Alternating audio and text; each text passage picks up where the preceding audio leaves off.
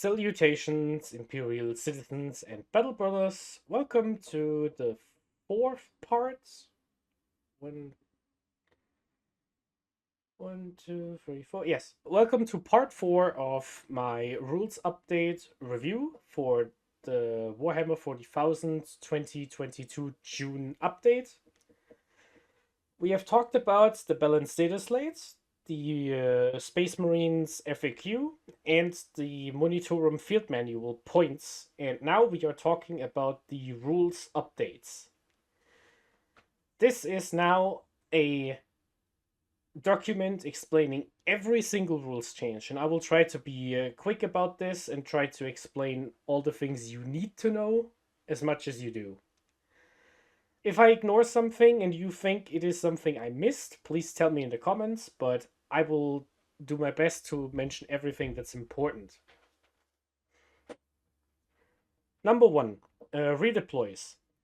Every redeploy in the game now happens before the first turn is decided. So every redeploy in Warhammer 40k is now before you know who goes first, which means these abilities are really bad now. They are not useless, but they are close to useless. This is what I meant when I was talking about the Phobos, the Phobos captain in video 2. About the redeploy now affecting everyone instead of just Phobos. This is just bad. Don't take a Phobos captain because you don't know who starts the game before you redeploy, and that just doesn't do anything. All of this is just clarifications. I would summarize this as out of phase, battle shop. All of these work the same way they did before. Moving units. Now, this is interesting, and they added some graphs to this. So this is pretty interesting. You now ignore the volume of a model outside of its base while moving through terrain. So this big bloodthirster with its wings can now move past these two buildings, even though the wings would clip into it, because it can move past them. Essentially, how you imagine this, a model shrinks down to its base size while it is moving and expands back when it ends the move. That's how it happens. We now have a new core rule, and this is important, and it is called pivot values. Previously, a lot of people play this incorrectly, is how do you turn around a model? A lot of people were moving their tanks with a tape measure, and they were bending the tape measure around a corner, kind of like this, and it didn't really work out because you actually have to pay right now, as it how it was. If you want this rhino to move like this, you want to spin it, you would have to measure every inch to the point you spun to. So from this corner to this corner, which is probably like 4 inches of movement. And a lot of people were shortcutting it, especially on big models like Land Raiders. This was a big issue because it is annoying to explain to people that they can't move their model like they are moving it, even though it is not intuitive, and you shouldn't have to have an A level in math in order to move a transport, a basic rhino. So now we have a new rule, and that is a pivot. Models have a pivot value of 0, unless otherwise stated. Monsters and vehicles have a pivot value of 2. So this means you can move as many times as you want during your movement, and you just subtract 2 inches from your movement. So if you don't move your Land Raider in a straight line, like whoosh, you can now just subtract 2 inches, so you move 10, and then you can just end your move within 10, as long as you can fit through the gap. This is so good for everyone involved. It is just good. It is just good. Yeah, here we have an example. So this is a straight line, 6, and then 6 down, because you're still moving in a straight line. You don't pivot. Here we have a move of 6, then it turns around and moves 4. Basically 5, and then 5, and then you can pivot again. So basically you can now pivot as many times as you want. Just subtract 2 inches from your movement, and it's fine. This is causing some problems with oval bases and getting some extra distance. I will talk about this more in the tournament companion video, but for now, just be aware that you can now move vehicles further than you were able to before, and this is a positive change for the game because it just didn't feel correct the way you were supposed to do it. Firing deck, you can no longer use a weapon out of a firing deck if it embarked after it shot. This is specifically calling out eliminators, which is really funny because Games Workshop increased the points on eliminators because of this trick, and then they took the trick away and they left the points at 85. I don't know. That's how it is. You can no longer shoot the air to get a benefit from a rule. So if you have a rule that lets you move after shooting, you actually have to shoot. You can't just say I'm shooting and then use the rule even though you didn't shoot. Mortal wounds. Mortal wounds are a big change. So some of you might have noticed in the data slate, the data slate said nothing about devastating wounds. Devastating wounds are now mortal wounds again. But there's a rider here. Unless the source of mortal wounds is hazardous or devastating wounds, damage from mortal wounds is not lost. This means if you do 8 damage with a devastating wound to a unit of 1 wound models, you only kill 1 model, because mortal wounds caused by devastating wounds do not spill over other models.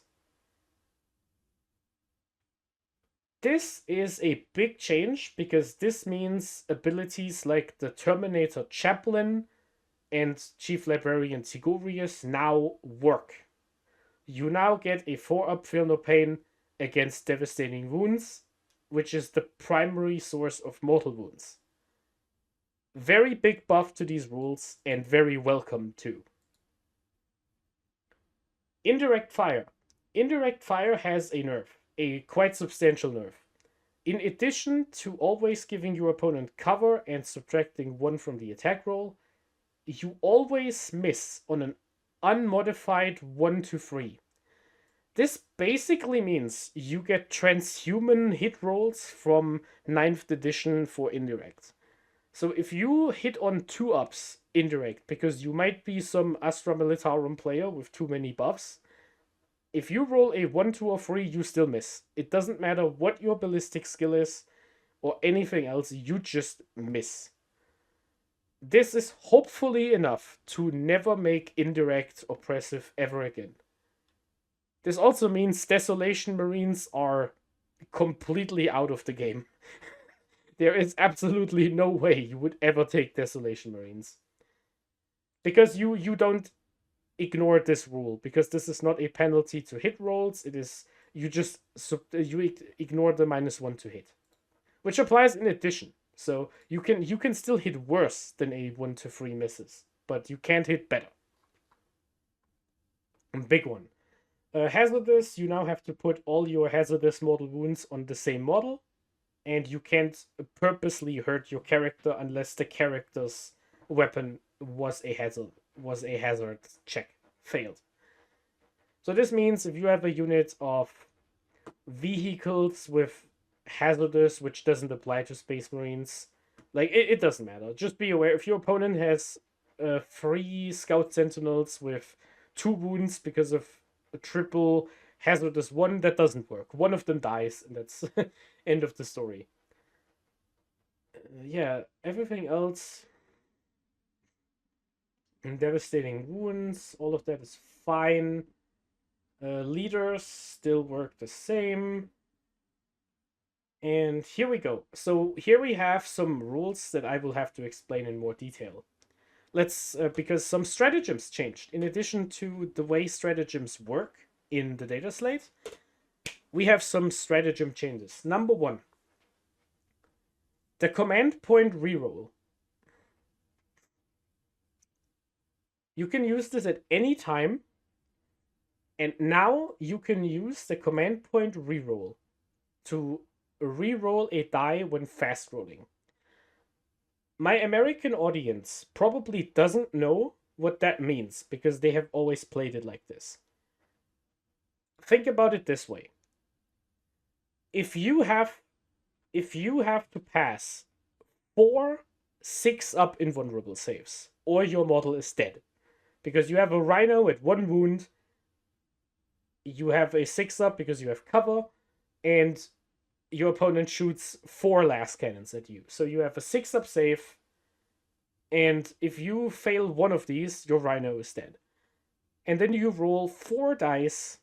You roll 4 dice all at once, and you roll 3 6s and 1 2. You would spend 1 command point to reroll that 2 and try to save the rhino. But if you follow the rules, because the rules are written in a way that assumes you always roll 1 die at a time. So if you rolled the first invul and the first die you rolled was the 2, you would probably not reroll that die because you don't know that the next 3 dice you were rolling are going to be 6s. This is a ruling that was made in the WTC, and this is also the ruling that was applied if you apply how the rules are written. However, a lot of casual players and North American Games Workshop tournament players never played it like this. They always just rerolled out of the batch, and now the core rules say this is how it works. This has significant implications on the outside of the game because now the WTC has to decide if they are stubborn about this or if they just comply if Games Workshop says this is how it is. On the other hand, this means units with a 2-up save and Armor of Contempt or a good invulnerable save are a lot better now because you don't have to slow roll anymore. You can abuse a stroke of luck with the command point reroll.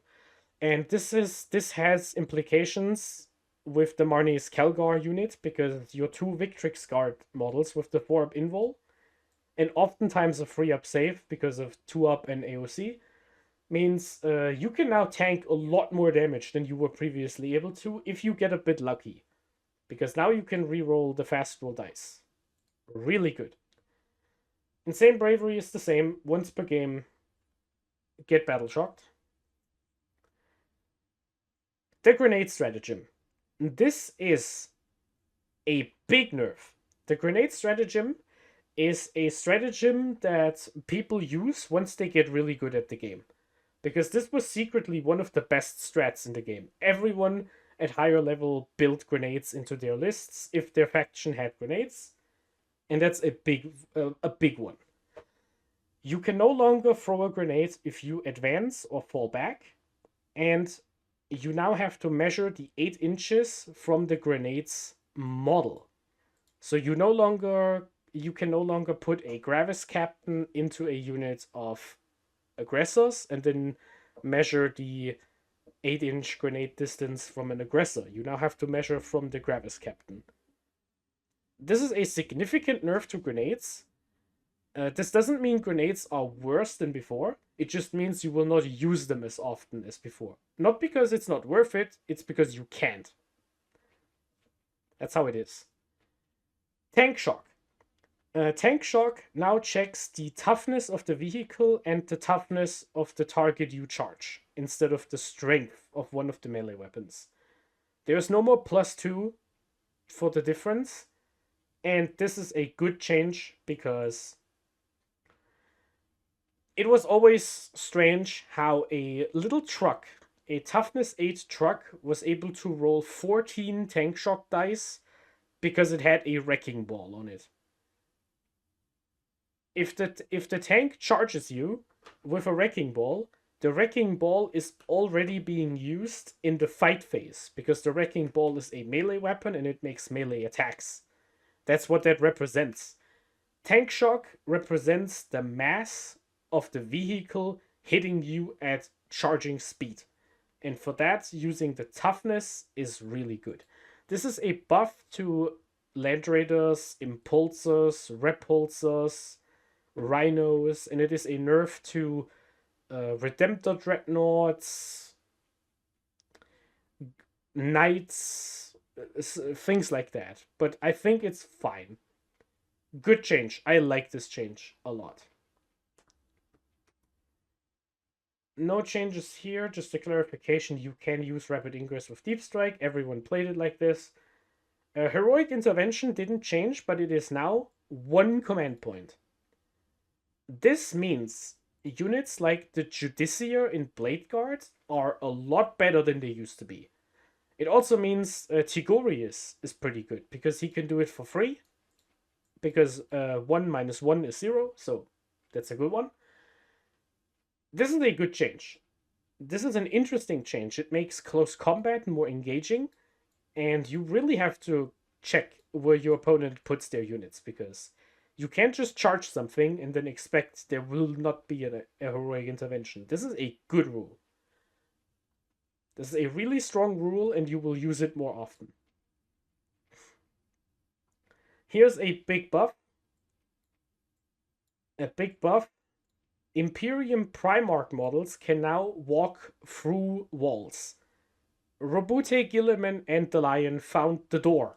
They can now open the door and walk through the building.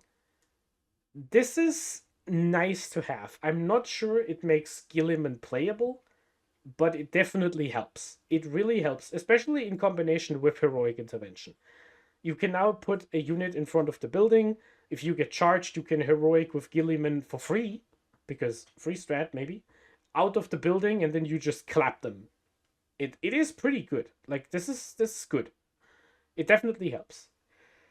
Here's a thing, models overhanging terrain bases with their guns or wings no longer count as being in the building unless they don't have a base. That's fine. And here we just have some clarifications we all know. You can't have +1, you can't have a 1-up save. You can't score a secondary and then go away. All of the scoring is the very end of the turn. If you get your damage halved and then have a melter +2, you have it and then add the melter. Just stuff like that. All of this is fine. Anything else?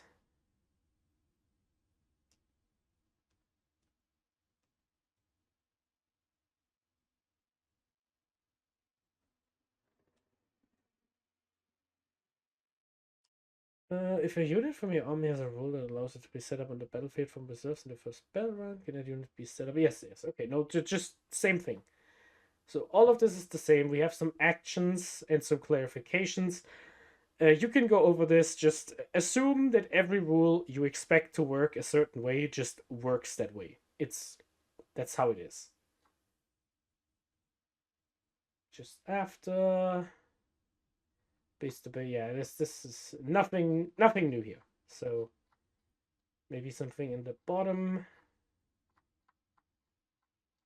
Yeah, the old commentary was basically kept in here. Repositioned units.